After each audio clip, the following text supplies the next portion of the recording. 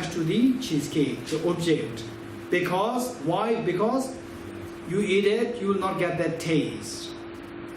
You will not get that good feeling. You're getting it? Actually, you are not attached to the object, body, you're attached to the feeling. So the first one is the mindfulness of the body, then it moves to the mindfulness of the feeling. You're getting it? So, feeling. Okay. Now,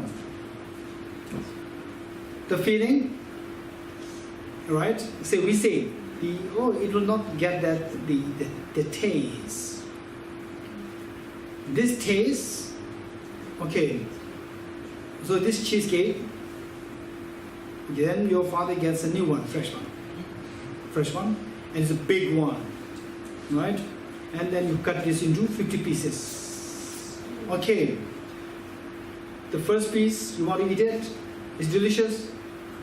Yes, no? Yes. Oh, you're not interested. Not interested in cheesecake. The first piece, delicious, not delicious? Yes. Fifth piece. Piece number 5.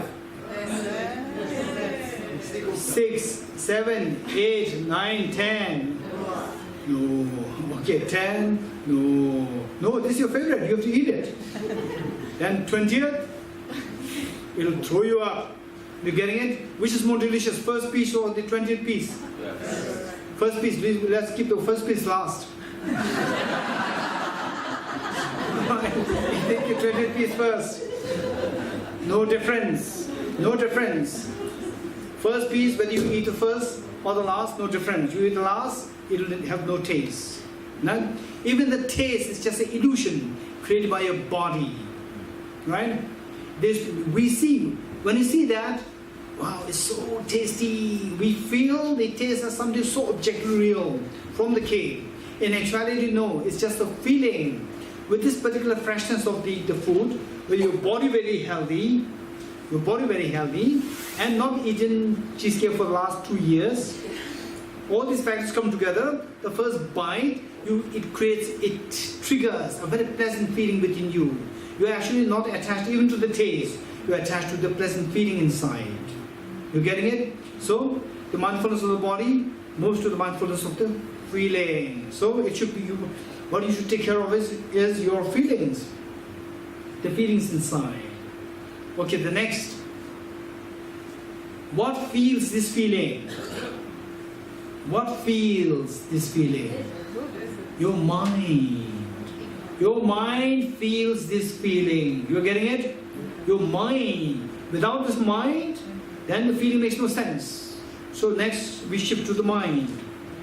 My mind feels the feeling. You're getting it? Okay. Then, whose mind? Whose mind? My mind, the person. So then this person falls in the category of the phenomena. So the mindfulness of the phenomena. Mindfulness of the body, move to the mindfulness of the feeling, move to the mindfulness of the mind, then move to the mindfulness of the phenomena. You're getting it? Okay. This is how finally we come to realize that all our emotional states, attachment, anger, jealousy, competitiveness, they are all to do with, right? External factors there. External factor is not a major factor. External factor, because of that, what is really happening is inside, the feeling. So this feeling. Whereas when you don't distinguish the two things, what is inside, what is happening inside, and what's outside, when you see these two things as one, right? You see, oh, where's the delicious thing there? The chocolate, the cheesecake.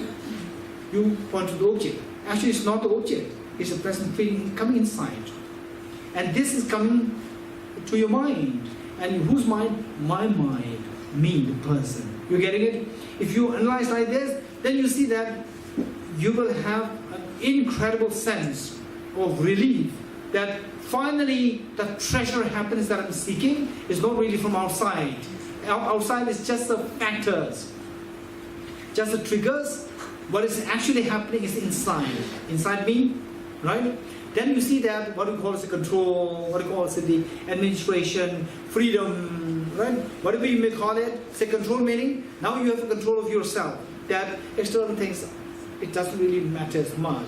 What's really happening is inside me, right? One. And if you look for freedom from control, right?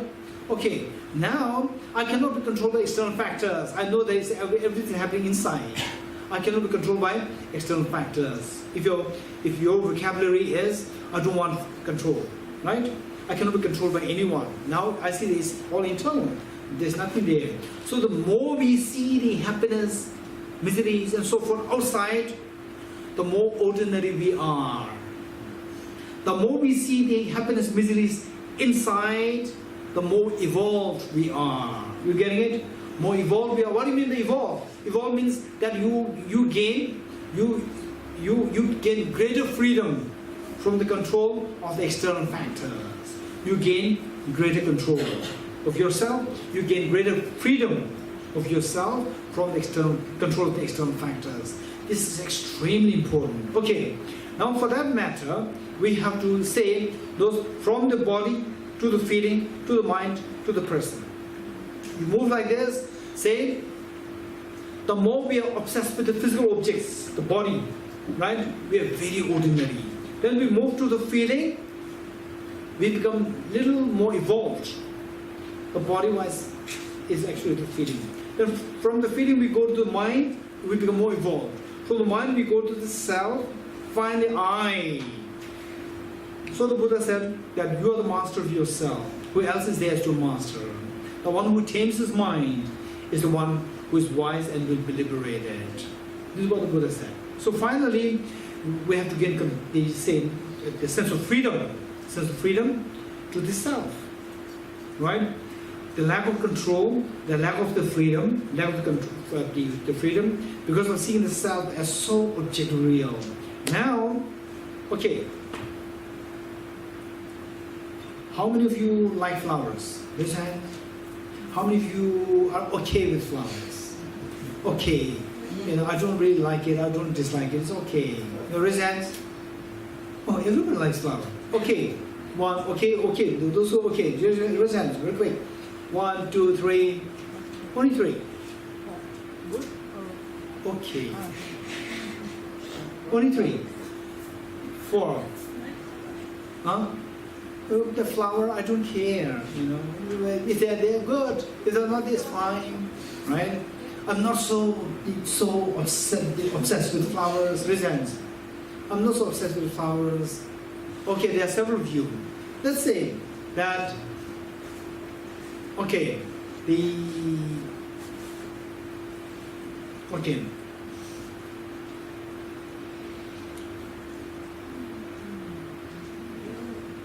Okay, what is my right hand? Flower, right? What is my left hand? Nothing is there. Okay, right? Okay, imagine yellow flower in my left hand. Okay, what is my right hand? Red flower. What is my left hand? Imagine. Imagine yellow flower. Okay, those people who say the yellow flower, you think that I'm a magician? There's no yellow flower there. There's the imaginary yellow flower there, right? Imaginary yellow flower there. Okay, tell me, what's the difference between these two things? The red flower, not really red. What is it? Purple. Purple flower in my right hand, and the imaginary yellow flower in my left hand. What is the difference between these two things? Color. Huh? Color. The color is the difference. Okay. Which is which color? The right hand is purple. The left hand is Yellow. yellow or imaginary yellow. Imaginary yellow is not yellow. It's not imaginary. Imaginary yellow is not yellow, right? Imaginary color is not a color. It's an imaginary color. Imaginary color is not a color. Imaginary color is the imaginary color. It's not a color. It's the idea of the yellowness. Huh? It's the idea of yellow. Idea of yellowness is not the yellowness. It's the idea of yellowness. Very good. Okay. So one is, say, one has a color, one does not have a color. Anyone else? Okay, if I get an answer from you, it's going to be very powerful. If I tell you directly, it has no power. One is real and the other is imaginary. One is real and one is imaginary. Very good. With the right hand, all of us who have vision can agree on its size and shape and color. And in the left hand, each one of us in Can our have- mind's eye will envision a different size and shape. And Wonderful, amazing. Wonderful, amazing. Anyone else? Yes? this one is external and the other one is internal. Okay, this is very good. The purple flower is external and the imaginary yellow flower is internal. Very good. Anyone else? Okay. Wow, very complicated. So this purple flower is impermanent and the imaginary flower is permanent. Okay, this is very complicated. Very good. Maybe you could say that this flower arises more attachment than this. Very good. This flower gives rise to attachment, and those who dislike flowers, this gives rise to hatred, anger, whereas the imaginary flower doesn't give us attachment, aversion. Very good. Anyone else? Any more thing? Okay. Variant answers are coming. Very good. Okay, many good answers coming. My question to those, say particularly, okay, to almost all of you, right? Say why the flower that is in my hand. Okay, by the way, what did you say? This is a real one. Okay, what do you mean by the purple flower is real one and the imaginary yellow flower is not real? What do you mean by that? What do you understand by this? It's a very good answer, but what do you understand by this? One is real and one is not real. This is sense perception. This Yeah, is sensory body. perception. This is the body, One This you can tangible, touch. one is intangible. this is touch, Intangible. The smell. this is tangible, this is not this is intangible. Okay, very good. Anyone else? This has a smell, maybe a smell, shape. Yes. There's something All outside senses. there. Maybe This it's like is what you with can. atoms and this is not. Okay, this is made of atoms, there's something outside there. One is you can realize the perception is by the body, and the other one is perception by the mind. Okay, so one, the perception comes into being from the object, the body, the object. One, the perception is coming purely by the mind. Okay, let's say. Thank you. Your name? Ido. Ido. Okay, let's say what Ido said. In fact, what I would say is that all the answers given there, but your name, the lady over there, yes? Amy, what Amy said and what Mirren said. Almost all answers, just see whether your answer can be somehow consolidated with what Ido said, right? What he's saying is that one is real, one is has a substance there, same size, whatever everybody looks at it, right? And it's from the object, and the imaginary flower, which can be varied in size, varied in colors and so forth, not real, is coming from your mind, right? And the lady over there who said that this is external, one is internal. So it is internal meaning something coming from the mind. External means from the object. Okay. How many of you agree with this? That finally all the answers given boil down to this. That one is coming from the outside, external, from the object, other one is coming from the mind, from the subject. How many agree with this? Raise your hands. Huh? Okay, so first tell me that this flower. Okay, okay. Let us. I guess the only thing in non-Buddhist terms, I think Ido has a point, and also you can. Okay, also, let us say that. Let first. Okay. Wait. Also Wait. In like perception from the mind, you can also argue that it's from the body because mind you can argue is a physical substance in your. Okay, let's say. Okay, let's say. Now it seems like we are creating more debate. Okay, let's say we are. None of us here is a philosopher. Imagine that we are not philosophers, right? Imagine that we are not philosophers. Imagine that we came just from the street and somebody just, the Leora just picked up us all randomly. Oh, please go there in that hall, right? No philosophic explosion, right? If this is the case, how many we agree with what Idul said? I think I Raise can hands. agree with myself and like the concept of flower is something that you get to know with your body. Like it's something tangible, and the idea somehow in some aspect of it, some percentage of it, comes from the tangible thing. Because Okay, how many agree? How many we agree with Ido's old version? Ido's old version of the explanation. How many we agree with this, including myself? Okay, good. Most of us agree with that, right? Okay. So the point is that here the concept is, the idea that we are introduced is something from the object, something from the mind. Mind means subject, right? So the flower, this flower is from the object, and the imaginary flower is from the mind, from the subject. Okay, this is very important. This is very important. Okay, the dream that you had in your life, the dream, say dream chocolate, no, cheesecake. Dream cheesecake. Tell me, it exists objectively or it exists subjectively?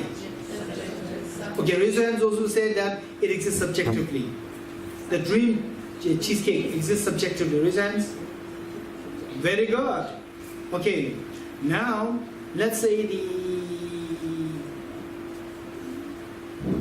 rainbow. Rainbow exists subjectively, objectively. Objectively? Huh? Okay. So there's a debate happening. Rainbow. Okay, how many you say not necessary that there should be one correct answer, right? Just give a thought. Rainbow exists subjectively. Raise hands. In my hand, don't trust my hand. Just raise your hands. Rainbow exists subjectively. Rainbow exists subjectively. Raise hands. Okay, now rainbow exists objectively. Raise hands. It's almost not half-half, right? Okay, very good. It's almost half-half. Now the point is that this concept, that something exists objectively, something exists subjectively, right? Okay, with this mind, before we break for the tea break, let us look at the other person very quickly. Just for 5 seconds, not more. Some people, they waste so much of time. Just look at the other person for too long. Okay, look at the other person 10 seconds now. Okay, many of you are still smiling. Okay, now good. Okay, now very good. Tell me. Okay, now just close your eyes and think of the same person who made you smile. Think of the same person. Okay, luckily, okay, now come out. Luckily, nobody smiled. If somebody smiled, it is time for you to go to mental hospital. If you smile, it is time for you to go to mental hospital. Okay, so why? Tell me, why most? Maybe one or two smiles. You smile? How many you smile? 1, 2. No, I didn't see you smiling. Okay. Or how many did not smile? Okay, how many you smiled when you look at the other person, and not smile when you were just thinking? Raise your hands. Okay, those of you who raise your hands now. Why did you not smile when you were thinking of the person? Why did you not smile? Because there is no interaction. Anyone else?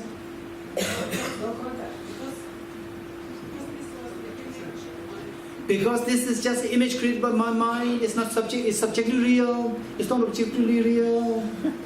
You're getting it? So when you see what you're thinking as still smiling, it is really dangerous for you to go to. It's time for you must go to a psychiatrist,